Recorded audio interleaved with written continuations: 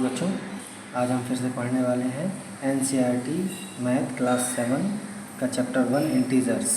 इसमें आज हम पढ़ेंगे इंटीजर्स के डिवीज़न के बारे में। यहाँ पे बच्चों देखिए, डिवीज़न ऑफ इंटीजर्स में क्या होता है। We know that division is the inverse operation of multiplication. मतलब कि डिवीज़न जो होता है वो मल्टीप्लिकेशन का इनवर्स होता है। जहाँ मल्टीप्लिकेशन में मल्टीप्लाई होके नंबर्स आगे बढ़ते हैं, वहाँ डिवीज़न में माइनस होके वो नंबर कम होते जाते हैं। ठीक है, डिवाइड होते जाते हैं। जैसे कि फॉर एग्जांपल 3 × 5 = 15 होता है। बट जब हम 15 को 5 से डिवाइड करेंगे या 15 को 3 से डिवाइड करेंगे तो यहाँ 3 आएगा और यहाँ पर 5 आएगा। यानी कि हर मल्टीप्लिकेशन के लिए, यहाँ एक मल्टीप्लिकेशन मेथड के लिए 2 डिवीज़न के स्टेटमेंट हो सकते हैं।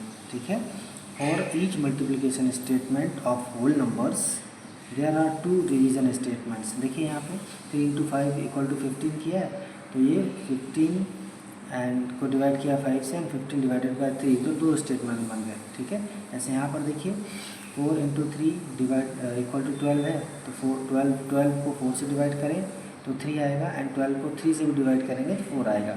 ठीक है, यहाँ कुछ ऐसे एग्जांपल दिए हैं बच्चों दोस्तों, जहाँ पे मल्टीप्लिकेशन स्टेटमेंट 1 है लेकिन उसके करस्पॉन्डिंग डिवीज़न स्टेटमेंट 2 है। अच्छा, अब बच्चों देखिए यहाँ पर यदि कोई नंबर नेगेटिव या पॉजिटिव है तो फिर क्या आंसर आएगा डिवीज़न के बाद, वो समझते हैं। यदि एक negative integer will be divided by a positive integer, then simply आप नेगेटिव इंटीजर का जो होल नंबर पार्ट है उसको डिवाइड करेंगे होल नंबर पार्ट से, तो 6 आएगा और माइनस साइन पुटअप कर देंगे। ठीक है, तो यहाँ पे देखिए लिखा भी है, when we divide a negative integer by a positive integer we divide them as a whole number and then put a minus sign before the quotient। ठीक है, ये बिल्कुल इसके सेकंड पार्ट के लिए भी ट्रू है। when we divide a positive number from a negative integer that will come out to be a negative integer। क्यों? क्योंकि जब आप एक पॉजिटिव इंटीजर को नेगेटिव इंटीजर से डिवाइड करते हैं तो सिंपली होल नंबर से डिवाइड करके फिर आंसर में क्वोशंट में या आंसर में माइनस पुटअप कर देते हैं। ठीक है, देखिए बच्चों ये कुछ ऐसा होगा, a डिवाइडेड बाय -b और -a divided by b, where b is not equal to 0। b जो है वो 0 नहीं होना चाहिए।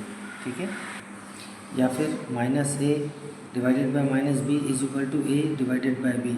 यानी कि यदि दोनों इंटीजर्स नेगेटिव हैं तो डिवाइड करने पर उनका आंसर पॉजिटिव आएगा। Where also b is not equal to 0।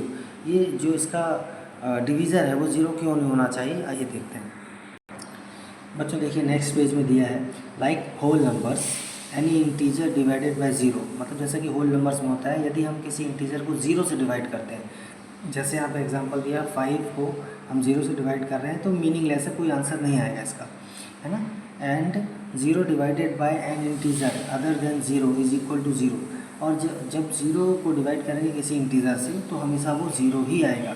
ठीक है, इस पर ऐसा भी लिख सकते हैं, फॉर एनी इंटीजर a, ये a कोई भी इंटीजर हो सकता है, plus positive minus, a divided by 0 is not defined but 0 divided bye a। ध्यान से सुनिएगा, जब a को 0 से डिवाइड करेंगे तो वो नॉट डिफाइंड होगा, मीनिंगलेस होगा।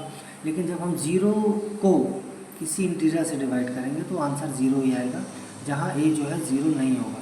ठीक है बच्चों, आगे यहाँ जैसे अभी हम मल्टीप्लिकेशन और एडिशन की प्रॉपर्टीज़ पढ़ रहे थे, बिल्कुल आगे ऐसे ही डिवीज़न इंटीजर्स के डिवीज़न की कुछ प्रॉपर्टीज़ हैं। अब देखिए बच्चों यहाँ पे -8 को जब हम डिवाइड करेंगे -4 से 2 आंसर आएगा। 2 इज़ ऑल्सो एन इंटीजर। ठीक है, तो ये एक इंटीजर है। लेकिन जब -4 को डिवाइड करेंगे -8 से तो ये 1/2 आएगा। तो 1/2 क्या हो जाएगा, एक इंटीजर नहीं है। ठीक है, तो ये इंटीजर नहीं आएगा। ओके, मतलब कि ये क्लोजर प्रॉपर्टी को फॉलो नहीं करता है।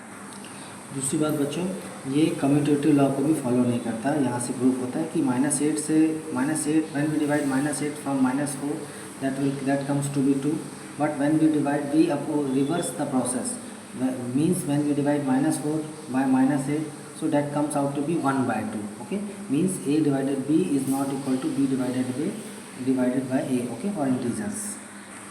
यहाँ बच्चों इसी बात को प्रूफ करने के लिए कुछ एग्जांपल और दिए हैं कि डिवीज़न जो है कम्यूटेटिव नहीं होता। ठीक है, इंटीजर्स का डिवीज़न कम्यूटेटिव नहीं होता। क्यों? क्योंकि -30 को जब डिवाइड करेंगे -6 से तो 5 आएगा, लेकिन जब -6 को -30 से डिवाइड करेंगे तो 1/5 आएगा। ठीक है। अच्छा आगे देखिए बच्चों, यहाँ एक आइडेंटिटी है 1। अब हम a को when we divide a is an integer 1 से डिवाइड करेंगे बच्चों, तो ये हमेशा वही इंटीजर ही आएगा। ठीक है।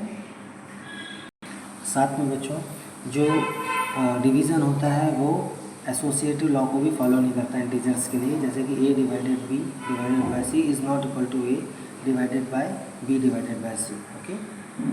नेक्स्ट पेज में कुछ डिवीज़न के एग्जांपल्स दिए हैं, इसको करेंगे समझेंगे तो बनेंगे। ठीक है। अभी एक्सरसाइज 1.3 शुरू करने के पहले बच्चों हम देखते हैं कि अभी हमने जो पढ़ा उसको समराइज़ करने का प्रयास करते हैं। ठीक है। तो दोस्तों देखिए ये बहुत मज़ेदार है, division of integers. First is division is inverse operation of multiplication, हम पढ़ चुके हैं। ठीक है। And a divided by -b और a divided by b, there b is not equal to 0, तो हमेशा नेगेटिव इंटीजर आएगा।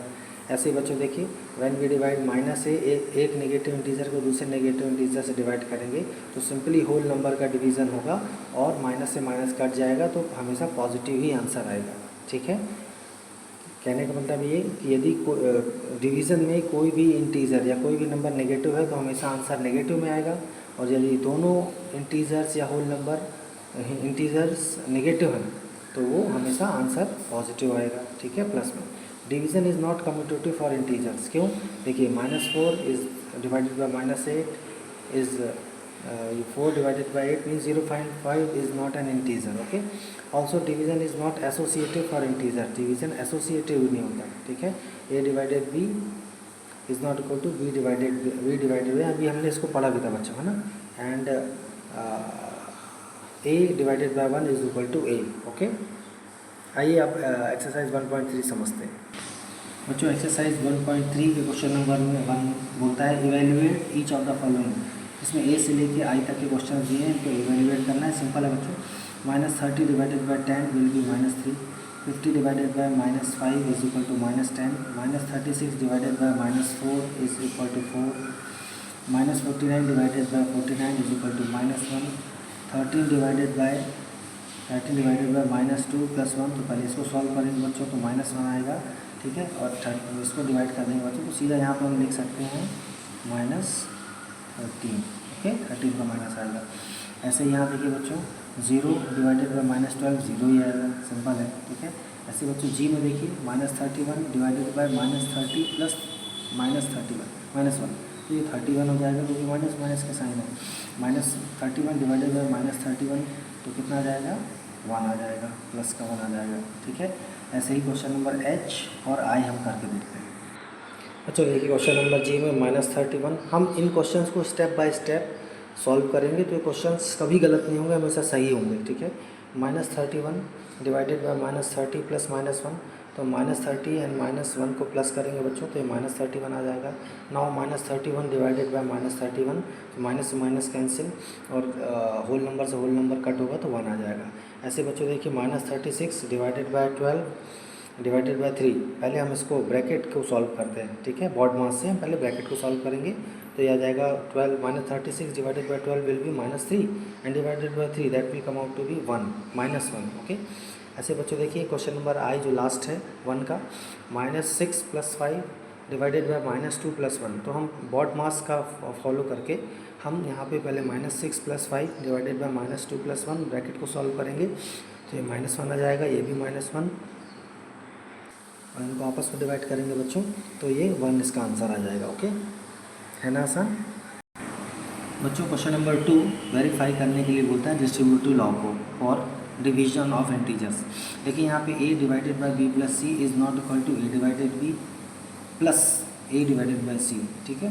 तो यहाँ क्वेश्चन नंबर a और b दिया है, चलिए इसको करते हैं। ओके बच्चों कुछ ऐसा आएगा, देखिए हमको डिस्ट्रीब्यूटिव प्रॉपर्टी फॉलो नहीं करता डिवीज़न, ये बताना। ठीक है। तो देखिए a इक्वल टू 2 और 12, b equal to -4, c equal to 2। हमने इसको सॉल्व किया बच्चों लेफ्ट हैंड साइड और राइट हैंड साइड में वैल्यू रख के, तो 12 divided by -4 plus 2 is equal to 12 divided by -4 plus 12 divided by 2। तो ये बच्चों कितना आ जाएगा? 12 divided by -2 that will come out to -3 and that will be 6। So -6 यहाँ आ जाएगा जब 12 को -2 से डिवाइड करेंगे, और ये कितना आ जाएगा बच्चों 6 - 3 मतलब कि 3, ये बोथ आर नॉट इक्वल, तो ये वेरीफाई हो गया।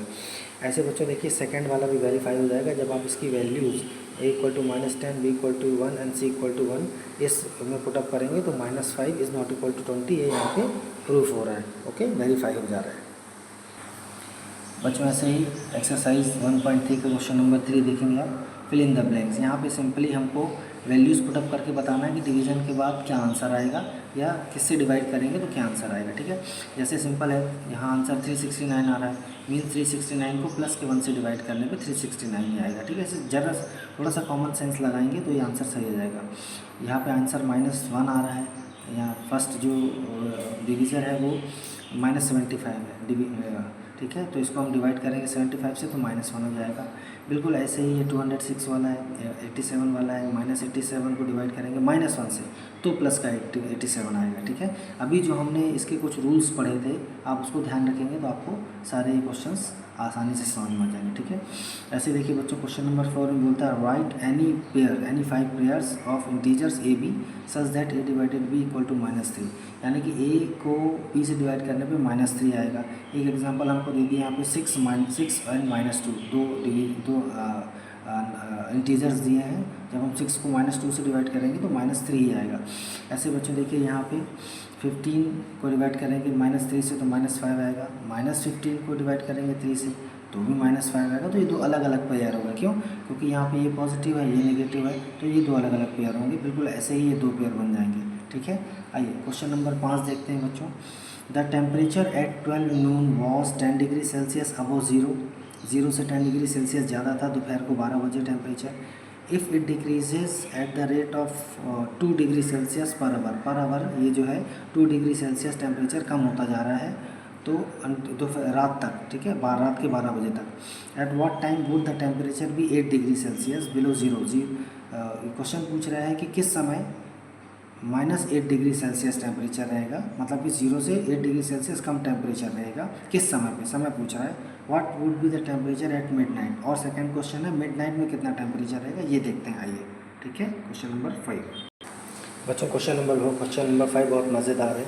हमने एक लाइन खींची है जहाँ पे टेम्परेचर लिख लिए हैं, ठीक है, और यहाँ दूसरी लाइन दूसरे बगल में हमने टाइम लिख लिया है। ठीक है, 12 नून से लेकर 12 मिडनाइट तक। ठीक है, अब हम इसमें टेम्परेचर जो हर घंटे 2 डिग्री सेल्सियस कम होता जा रहा है वो हम लिख रहे हैं।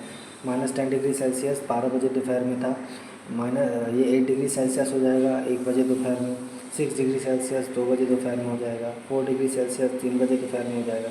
ऐसे कम होते होते बच्चों ये देखिए ये रात को 12 बजे -14 डिग्री सेल्सियस टेम्परेचर हो जाएगा।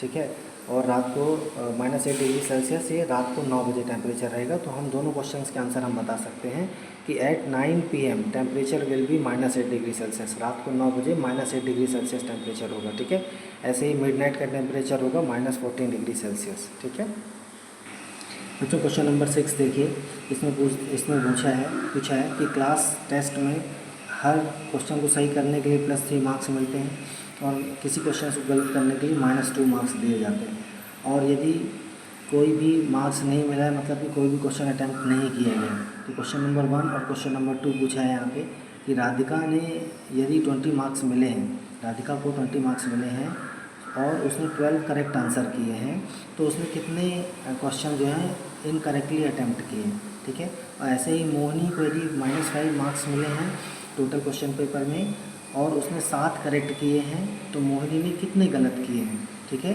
आइए हम देखते हैं। हम इसको कुछ ऐसे लिखेंगे बच्चों, देखिए for 1 correct answer +3 marks, for 1 incorrect answer -2 marks, for no attempt no marks means 0। Okay, अब देखिए बच्चों राधिका को 20 मार्क्स मिले और हमको पता है कि उसने 12 क्वेश्चन जो हैं वो सही किया, मीन्स 12 3 36 इसको मार्क्स मिल जाते यदि वो एक भी कोई और अटैम्प्ट नहीं करती। लेकिन उसको टोटल 20 मिले हैं तो मतलब उसने कुछ क्वेश्चन गलत भी किए हैं, तो उसके -2 के हिसाब से माइनस भी होगा। तो -2 × 8 क्वेश्चन का जब इसमें मल्टीप्लाई करेंगे 8 का तो 16 आएगा, तो 36 - 16, ठीक है, तो 20 आ जाएगा। कहने का मतलब कि उसने 8 क्वेश्चन जो है वो इनकरेक्टली अटैम्प्ट किए, इसीलिए उसको टोटल 20 मार्क्स मिले। यदि पूरे सही करती तो 36 मिलते। एंड मोहिनी जो है बच्चों, मोहिनी को -5 मार्क्स मिले, जबकि उसने 7 क्वेश्चन सही किए हैं, तो कितने गलत किए, ठीक है। तो देखिए 7 3 या 21 मार्क्स मिलते हैं उसको यदि उसने सारे क्वेश्चंस जो हैं वो गलत क्वेश्चन एक भी न किए होते तो उसको पूरे 21 मार्क्स मिलते, लेकिन उसको -5 मार्क्स मिले हैं। तो यानी कि अब हम 21 को किससे माइनस करें कि -5 आए, तो 13 2 26 मीन्स 21 - 26 -5 जो है तब आएगा जब वो 13 क्वेश्चन जो है वो इनकरेक्टली अटैम्प्ट करेगा, मतलब कि मोनी ने 13 क्वेश्चंस गलत किए हैं तब उसको -5 मिला है। ओके, है ना मज़ेदार क्वेश्चन दोस्तों क्वेश्चन नंबर 7 जो है वो बहुत ठीक है इजी है, थोड़ा सा समझने वाला है। An elevator descends into a mine, अब हम माइन में चले गए, मतलब यहाँ पर खदानें होती हैं, हम खनिज निकालते हैं। Shaft at the rate of 6 metre per minute, ठीक है। जो एलिवेटर है यानी कि लिफ्ट है वो 1 मिनट में 6 मीटर नीचे जाता है। एक the descent starts from 10 metre above the ground level के ऊपर 10 मीटर से डिसेंट शुरू होता है, मतलब कि लिफ्ट जो है वो ग्राउंड लेवल से 10 मीटर ऊपर से शुरू होती है और ज़मीन के अंदर -350 मीटर तक जाना है। तो टोटल डिस्टेंस बच्चों कितना हो जाएगा, 350 + 10 मीन्स 360 मीटर्स। अब उसको नीचे जाने में कितना टाइम लगेगा वो निकालना है। चलिए करते हैं बच्चों। देखिए यहाँ पे एक छोटा सा चित्र बनाया है, ये एक ग्राउंड लेवल बनाया हुआ है, ठीक है, और ग्राउंड लेवल से ऊपर ये लिफ्ट बनाई हुई है, ये एलिवेटर, ठीक है। ये 10 metre above the ground level है और ग्राउंड लेवल के नीचे उतर के -350 मीटर आना है माइंस के अंदर, ठीक है। अभी देखिए रेट ऑफ एलिवेटर कितना है जो उसके चलने वाला, ये पैसे वाला रेट नहीं है, ये मूविंग वाला रेट है या स्पीड बोल सकते हैं, 6 मीटर पर मिनट, ठीक है। टोटल डिस्टेंस बच्चों कितना कवर करना होगा ऊपर से लेके नीचे तक, 10 + 350 मीन्स 360 मीटर। इसको प्लस क्यों कर दिया बच्चों, क्योंकि टोटल डिस्टेंस चलना है ना, तो 360 मीटर हो जाएगा। टाइम टेकन बच्चों कितना हो जाएगा, सिंपल है, डिस्टेंस अपॉन स्पीड, हम टोटल डिस्टेंस को स्पीड से डिवाइड कर देंगे, मीन 60 मिनट्स, यानी कि 1 आवर लगेगा इस यहाँ से माइंस के नीचे तक जाने में। ओके, है ना मज़ेदार। तो दोस्तों यहाँ पर एक्सरसाइज 1.3 समाप्त होती है, फिनिश होती है। अभी यहाँ पर देखिए बच्चों, व्हाट हैव वी डिस्कस्ड के कुछ आपको पॉइंट्स दिए हैं।